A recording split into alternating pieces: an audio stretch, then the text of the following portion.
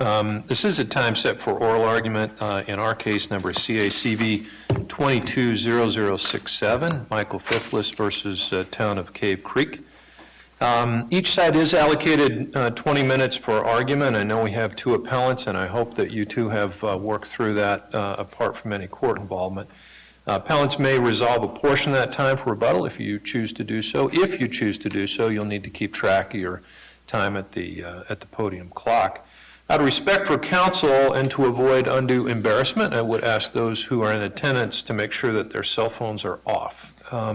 We have read the briefs. We're familiar with the record. We've conferenced the case. We'd encourage you to keep that in mind as you present oral argument. Our proceedings are being recorded and will be posted to YouTube in due course. So please, as you begin your argument, please tell us your name and the party that you represent. Now, Mr. Jardine, you are standing. I assume that means you're going first, but I'll defer to appellants on that front. Thank you very much, Your Honor. Brad Jardine is my name. I'm pleased to be here. I represent the HOA in this case. Out of respect, actually, for the circumstances and the recitation you just provided, Your Honor, and also trying to weigh the various issues, I'm going to make very brief points early on and then reserve the right for Ms. Macklin to address some of the more what I refer to as some of the more sophisticated issues and somewhat nuanced issues in the case. Very well. Thank you so much. I have 5 points to make that I'm going to make very, very quickly. First of all, this is a very discrete issue as regards to the HOA, which is my client, namely whether bicycles may be used on public trails lying within easements undisputedly dedicated to the town of Cave Creek on the final plat for Canyon Ridge Estates subdivision. Secondly, I think all you need to know about this case you can learn from the transcript of the oral argument in the trial court. When the judge said anything with wheels is off limits, that seemed to be the extent of the analysis. And I've been doing this a while. You can tell from my gray hair that I frankly was bewildered by that level of response as evidenced by the content of the question and answer that we had back and forth in that transcript.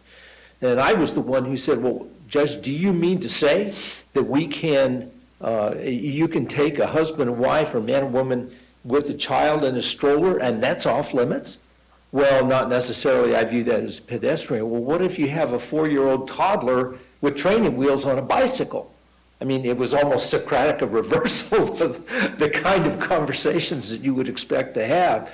And that didn't go anywhere, but unfortunately, that was the level of analysis that seemed here and why we are here in terms of fundamental error on the part of the trial court.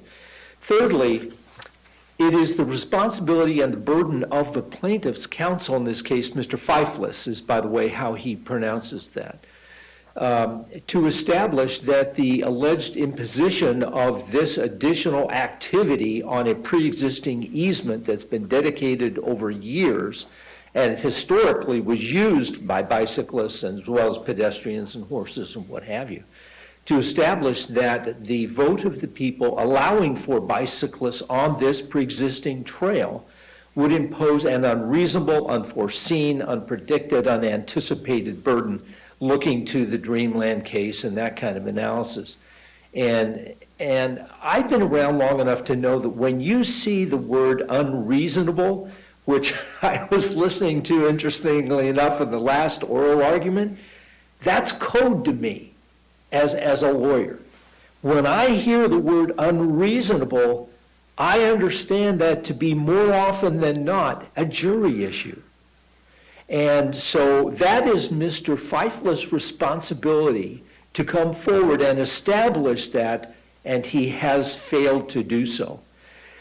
Fourthly, the incorrectly, in terms of Mr. Fiflis' arguments, this particular amendment to the HOA CC&Rs was not a grant of a new trail easement, as he urges in his response brief. That's just flatly inaccurate. What we're doing is simply adding an additional usage to a pre-existing easement that has been in effect and historically was used throughout the trail system in the town of Cave Creek for decades. Council, let me ask you on that point, Yes. and I understand you're trying to allow co-counsel to get some time. That's quickly, okay. but is it your position that was adding a usage or clarifying what I the thought it usage was could be? clarifying, and the HOA thought that it would be helpful to clarify that issue so there was no question about it, and to bring it into conformance with the other trail system, because it was a requirement of the recording plat early on, and we briefed this. And the CCNRs could not expand the grant. CCNRs could not do that. Right. Some late arriving developer is the term that we use in our brief, can't come along and change a pre-existing plat. And lastly, Your Honor, this bicycle usage properly approved by the required 75% of the HOA membership was neither unanticipated, unexpected, nor unforeseeable. We're not dealing here with a situation where poultry is alleged to be livestock, or we're requiring additional dues that were never anticipated or anything like that. So that's our areas, those are our discrete issues. With that, I'll turn this over to Ms. Mack. Mr. Jardine, just one question that I have, and you said that it was clarifying the usage. Is it your position that if the town of Cave Creek or the HOA decided that they wanted to change this usage, I guess it's the town of Cave Creek, they wanted to change this usage and allow ATVs on that easement now, are we in the same situation there, or are we in a different situation? I don't know procedurally. I'm not the town's council, and so I'm not in a position to, and I've not personally researched that in connection with this, but I understand from the pre-existing historical usage as well as the stated policy on the record with the town that motorized vehicles are prohibited, absolutely prohibited. And I don't care if they're ATVs, I don't care if, in this, what's interesting about it just occurred to me that that issue may surface not with respect to gas-powered, fuel-powered motorized vehicles, because that strikes me as extraordinarily remote. But it strikes me that maybe the town's going to have to deal, like most towns and cities are, with what's happening with the electric issues. And that may very well be a timely inquiry. It just doesn't happen to be the interesting question before us. Thank you. Thank you. Thank you. Ms. Macklin.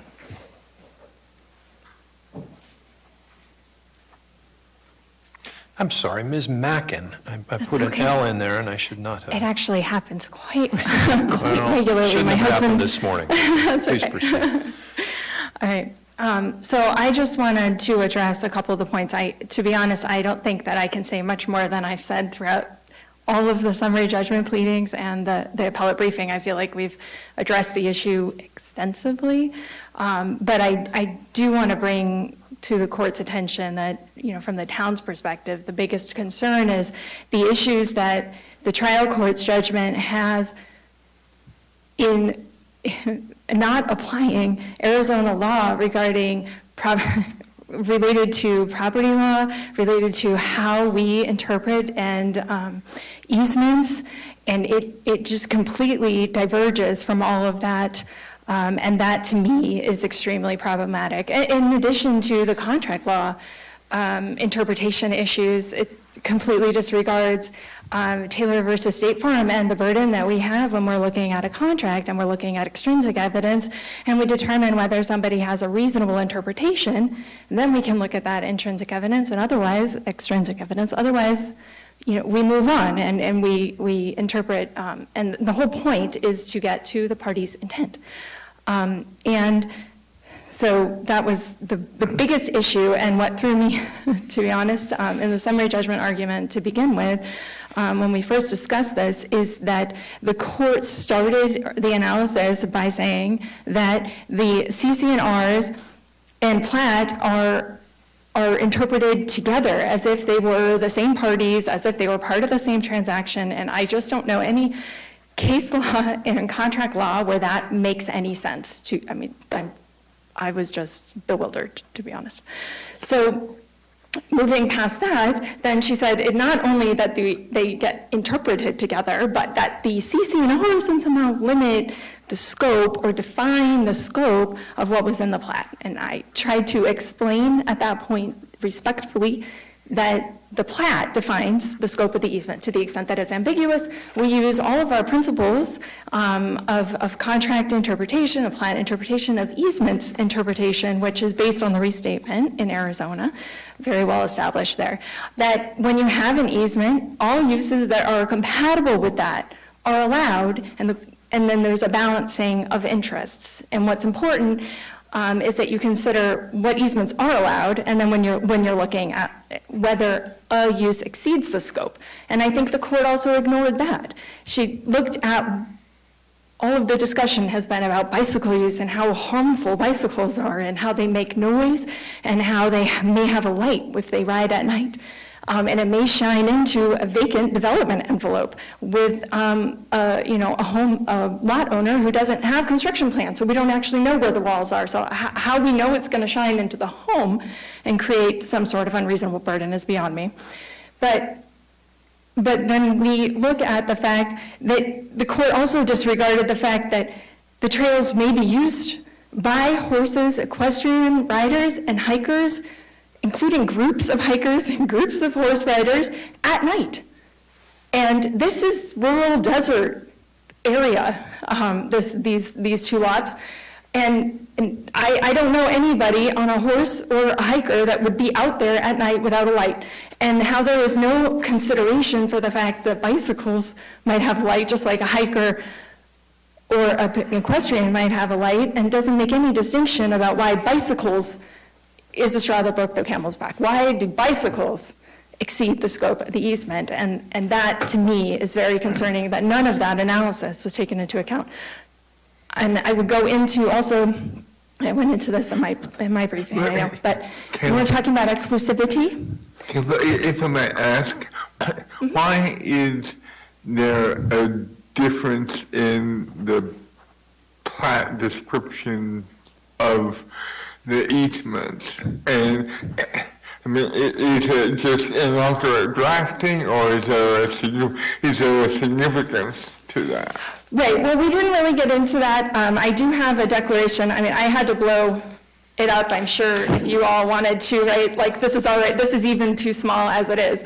But when you look at it, there are some points, that are just, and I to be honest, according to Ms. Mueller's declaration, and she's the only witness or evidence presented that was involved actually at the time of the creation, she said, you know what, I told the developer, make sure you put all of the trails that are out there, make sure those are on your plat, and I didn't go out there and look. And I think it's just inartful drafting, and nobody double-checked to make sure that where it says, public access easement, and sometimes where it says equestrian trail was consistent. But those inconsistencies, I think, get us to what led up to that point. What did the parties intend? And I think that's when you have to look at the zoning, and I don't think the court gave any consideration to the zoning and the zoning stipulations, but as a municipal attorney, those are critical, because you can't make a use of a property if there isn't the zoning, and if you're granted a change in zoning, this is actually an overlay, a pad, in which case, then I don't understand how you can prohibit a use where the stipulation required that there be 15-foot, trails within a 15-foot public access easement, where the developer created a narrative that said, we're going to have multi-use trails in a 15-foot public access easement. And I think the word public access easement means more than just to the public, because it's being dedicated to the town, obviously it's to the public. I think that is open to more than just the listed uses. Ms. Mueller also explained that she wanted all of the historical uses. That was the intention when she created that one. That was the stipulation in the zoning, was that it was a non-specific use trail, that it was intended to connect to the other town trails. And if you prohibit a use in one section of a trail that's supposed to connect other trails, I don't know if you just pick up your bike on that section and walk it till you get to another section where it's allowed. It just doesn't make sense to me. And So I don't know if there's any other questions. I think I wanted to make one more point. And I think there was a little confusion. I think Mr. Jardine got to this, but when we're talking about unreasonable burden, there's a little confusion at the court. It seemed like the town didn't file a cross motion for summary judgment. The plaintiffs filed the summary judgment motion. She granted the plaintiff's motion for summary judgment, which has a different burden than a defendant's summary judgment. They have to have undisputable proof that they're entitled to that relief. And I think one of the things, the evidence was this declaration from Mr. Fiflis himself explaining how bicycles use lights, that they may be as bright or brighter than a car's headlight, and they create noise.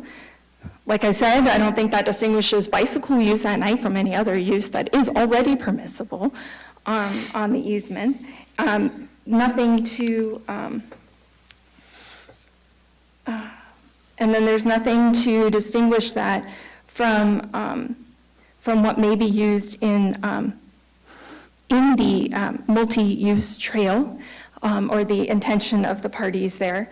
And also, if, plaintiffs mentioned the town provided no evidence regarding unreasonable burden. Well, let's put aside the fact that that's actually plaintiff's obligation to show, and the town said you didn't do all of these things to show unreasonable burden. But the HOA, 75% of the homeowners agreed that bicycle use is permitted on the trails. And so I don't know how that's not evidence that those homeowners, some of which are, adjacent to, the trails are all throughout the neighborhood, adjacent to trails or have trails running through the yard, they didn't think that it was an unreasonable burden. And even if there was no, additional evidence, then I don't know why this didn't go to a jury, because those evidence from the evidence from the plaintiff should have been viewed in the favor of the town, as the non-moving party in that case. And I just don't think any of those things were satisfied. So Ms. Mackin, can I just clarify? I want to make sure I'm clear on your position. Is it your position that the plat that was approved for the community, that those trails are for public use, or that they are very specific uses of, equestrian or equestrian pedestrian? What is your position on exactly how they're defined according to your client? Yeah, well, then the public may use them for non-motorized uses, and I know plaintiff makes a big deal that could be so many things, but I do not understand what else is non-motorized use that isn't, hiking, biking, equestrian, and bicycle riding. So I'm not sure what else, how that non-motorized characterization unreasonably broadens the scope of the easement either, because the town's not aware of any other use that would be permitted on those trails. So their position is that it is all those things. And to get to your question from earlier that you asked, Mr. Jardine, I do not think that they would be able to expand the scope by putting any motorized use. I don't think the town would ever want to do that, but I don't know that they could. That would have to be a negotiation then with every single landowner for every easement throughout the whole town. Ms. Mackin, let me ask you one final question. Your comments now, what caused me to think, what remedy are you seeking in this appeal?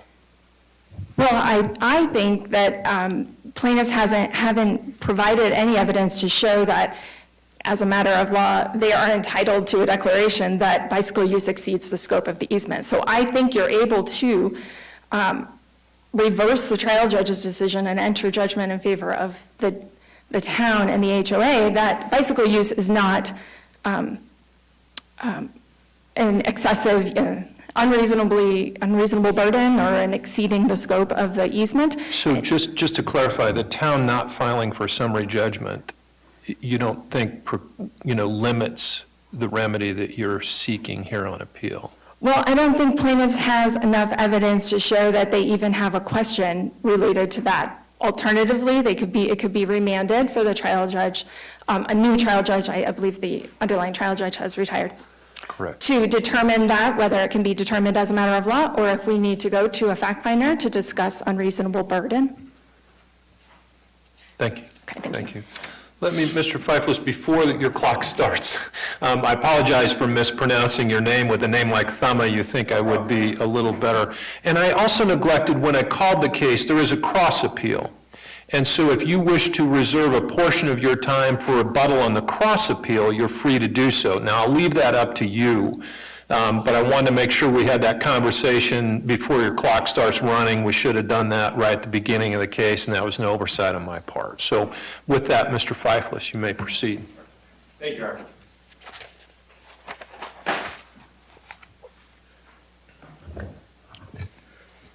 Honor. Your Honors,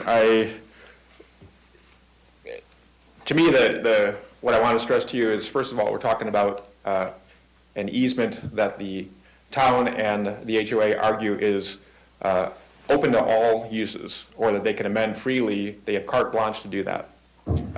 The using language as we're only trying to get bicycles, that's really deceptive. The amendment says all non-motorized vehicles. That could be anything. It could be anything that's invented in 20 years or 50 years.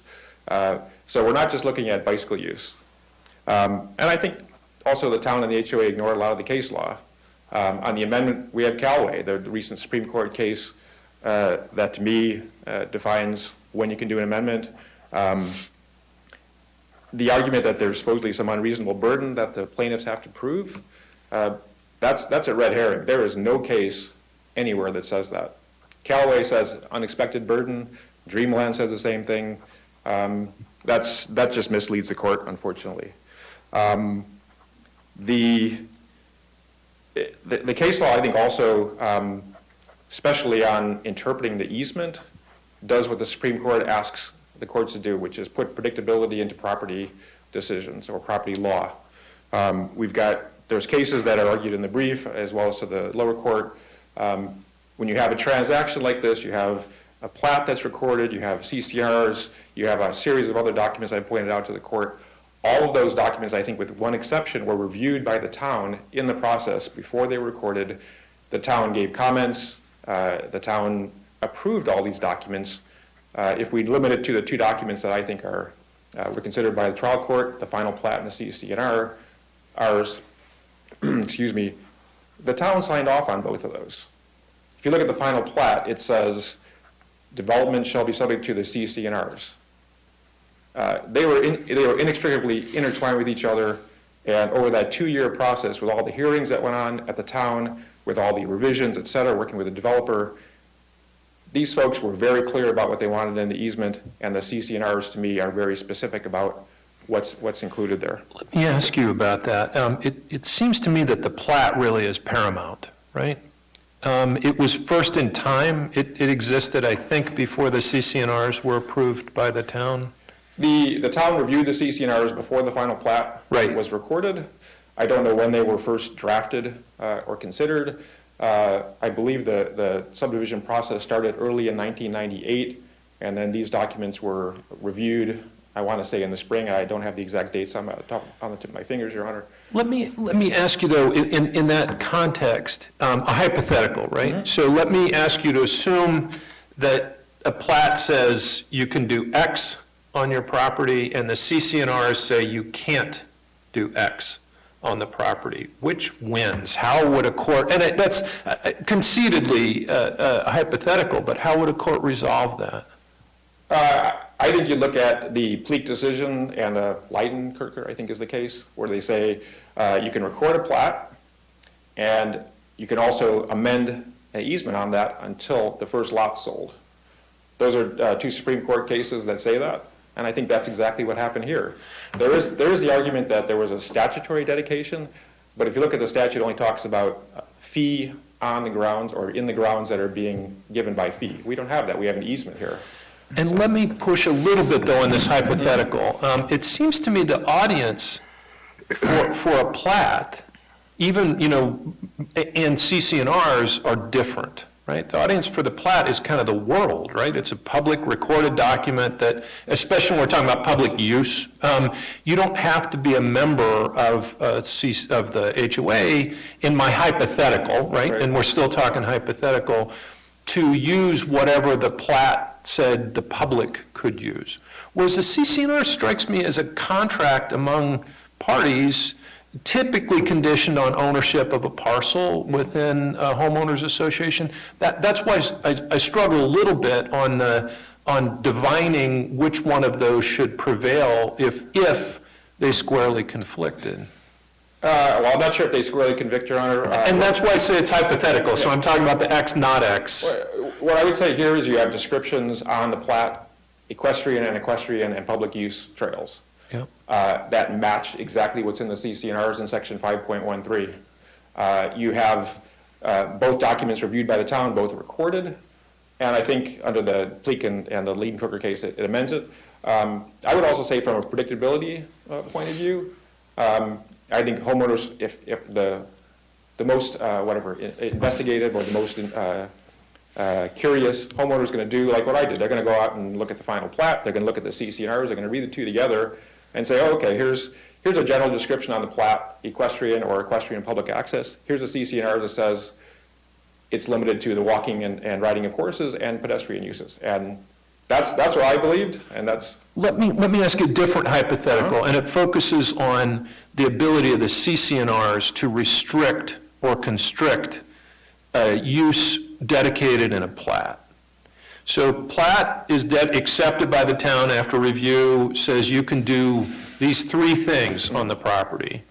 And a CC&R enacted later, but going through the process like is in this case. And again, this is a hypothetical, so bear with me here. I'm not looking to apply the facts. This case, the CC&Rs say, no, you can only do 1 and 2. You can't do 3.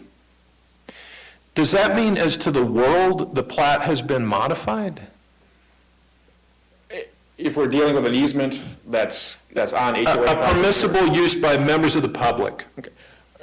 Right, Your Honor, and I'm thinking of like our situation where there's an easement on private property, so like an easement across my property. I would say the CC&Rs govern. They're later in the recorded chain. They modify it. I guess it depends what the conflict is. If one says you can do all motorized vehicles, and the other one says you can't do any motorized vehicles. And I understand that my hypothetical is pretty abstract, but what is the best case supporting your proposition that CC&R amendments entered into by members of an HOA can modify a publicly dedicated plat as to the public? Well, I'm not, I guess I'm not, if you're talking about CC&R amendment, whether it's the original draft of the CC&Rs that's maybe amending the plat description, I think it's because you construe all the contract or all the transaction documents as one. I mean, this wasn't a process where there's a final plat and then somebody, 6 months later came out and said, here's CC&Rs, by the way, let's go record them. This was a process where the developer and the town were working, going back and forth. And I understand, and I may have not quite gotten the timing correct, but to me the question is, it's really a different audience, I think. A plat, a public easement is for the world. I am a stranger to it. I could use it. CC&Rs is a more insular, very important, but a more insular group, even though that document's recorded. That's what I'm trying to wrestle with. Well, to me, it's been recorded as notice to the entire world. I mean, the case law supports that. I appreciate your point, Your Honor, but I also think the point in Callaway is that you look at what a homeowner expects when he or she buys the property at that point in time. And when you get a title report, when you look at the final plat and the CC&Rs, your expectation is fixed that these are equestrian and pedestrian trails only and not going to be open to all non-motorized uses. Let me ask you, at the time, and I'll try to go a little third person because you're representing yourself, so I'm not looking for testimony, but hadn't bicycles been used on these easements for a time before you purchased your land? No, Your Honor. Okay. If you look closely at the testimony that was given by Ms. Muller, I think I'm saying her name correctly, on behalf of the town, what she testified to is that the pre-development trails were being used by pedestrians, equestrians, and bicyclists. All those trails, except for a short section, were eradicated by the development of the HOA, the construction of the HOA. The town approved all those new trails. If you look at the final PUD that I pointed the court to, final PUD narrative, it says all the trails will be set by the developer. if you go through the evidence that was presented, uncontradicted, of course, that if you look at the trails, all of them are eradicated except for a short section. We have the description in the CCNRs. Why didn't the town protest at that point and say, hey, we want all non-motorized uses, or at least we want bicycle use? That is nowhere in the documents. There's not one document that was presented to the trial court or to this court where there's a request or even a mention of bicycle use or of non-motorized uses. The only references are to equestrian or equestrian and pedestrian, period. And that's the language we put in the affidavit of the mayor at the time, Mr. Augerton. He said the discussion was on equestrian and pedestrian, period. I had read the record as supporting that there were literal bicycle races on There was an easements. illegal race on those, yes. Okay. And I'm sorry, there was one that was permitted as well, Your Honor, yes. And that's really what I was asking about. Those occurred prior to your purchase? They occurred after my purchase, and I protested about them. So what you're saying is there was no bicycle use before your purchase of your land? I was unaware of any bicycle use. And it's a little different question. Were bicycles using the easement before your purchase? On my property specifically, no, because there was no trail built on the easement that went across my property. There was a wildcat trail that was being used by bicyclists. So your position is there were no bicycles using any aspect of the easement subject to the CCNRs and the HOA? I think there was. I think there were bicyclists that believed it was their right to go use these trails. But until after I purchased, I was unaware of that. And the documents led me to believe that that use was prohibited there. And I would say, once this was brought to the town's attention, they basically stopped that bicycle race and or directed them to other trails off of the CRE property, off the HOA property. So There is no easement on your property, correct? there was when I purchased. It existed until 2019 when they formally abandoned that easement, and then now there is no longer an easement for trails on my property. So what's your interest? I'm a Serbian owner. As one of the HOA members, I'm trying to preserve, I guess in a broad sense, the HOA regime. This HOA, part of its regime is to preserve the residential nature of the neighborhood. I put in evidence that the idea behind the neighborhood was to keep a quaint, horse and foot travel trail being used there. And I think under the case law I presented to you, that it's a violation of the CCNRs, it's a violation of the property regime.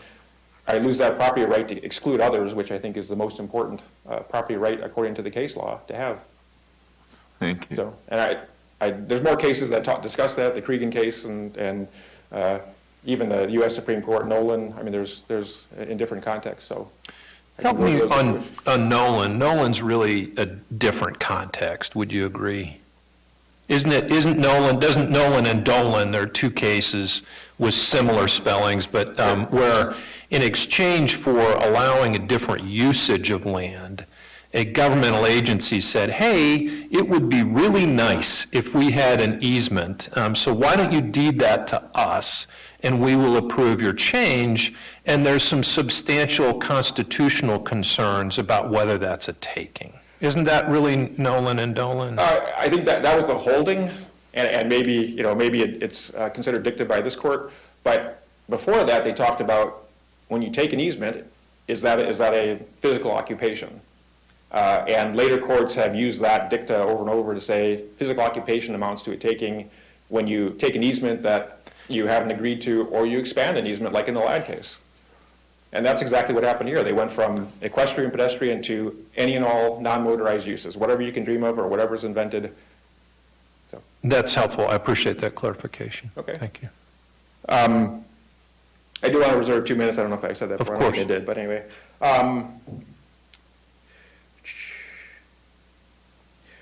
The trial court, I think, correctly ruled on the issues about the scope of the easement and the amendment issues.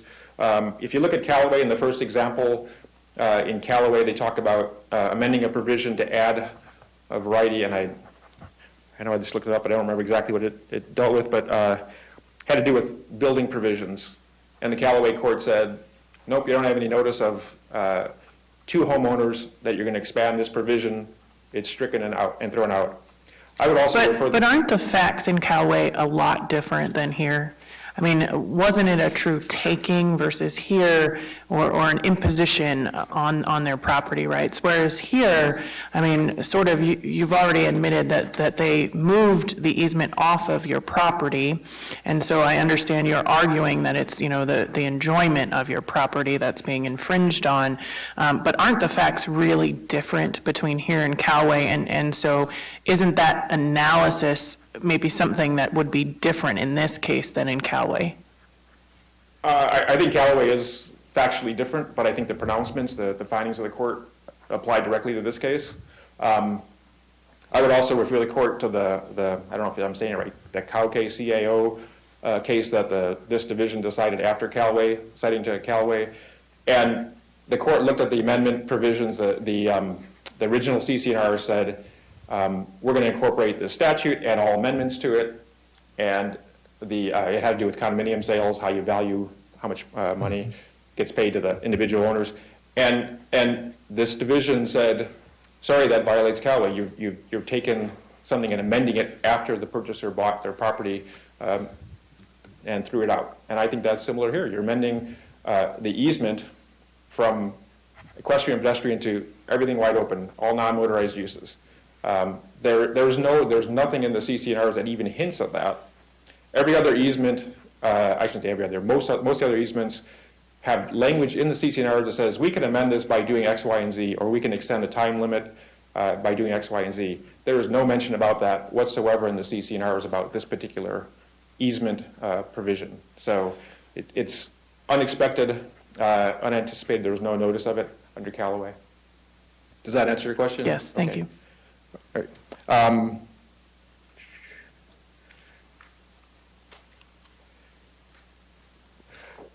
I should also say I think the CC&Rs, to me, would govern over the plat because the CC&Rs are more specific, and that comports with our general notion that general is governed by specific provisions. So,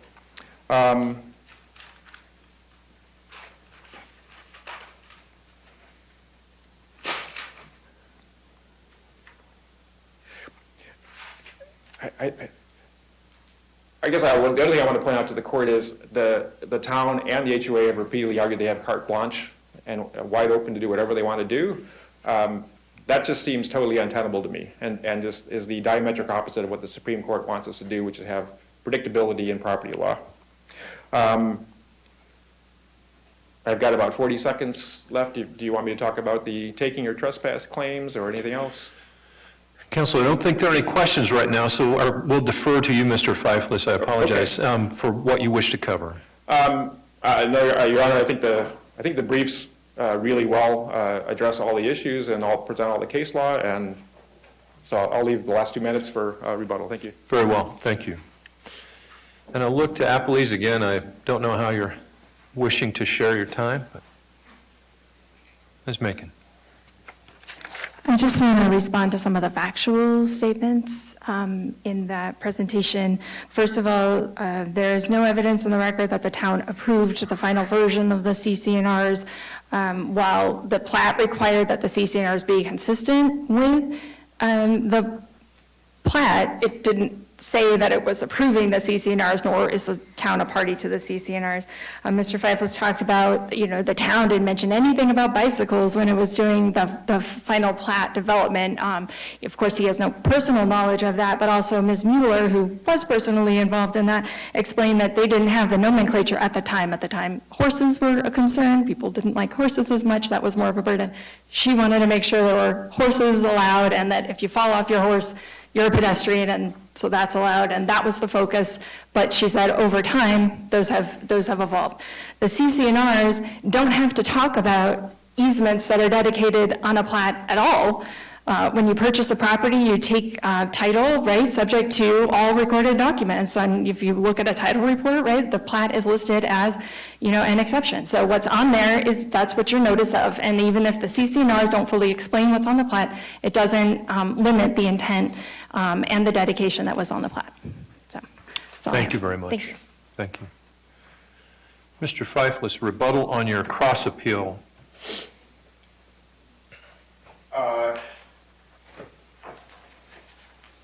On the cross appeal, Your Honor, I'm not sure there's been any any arguments presented to the court at this point by opposing counsel.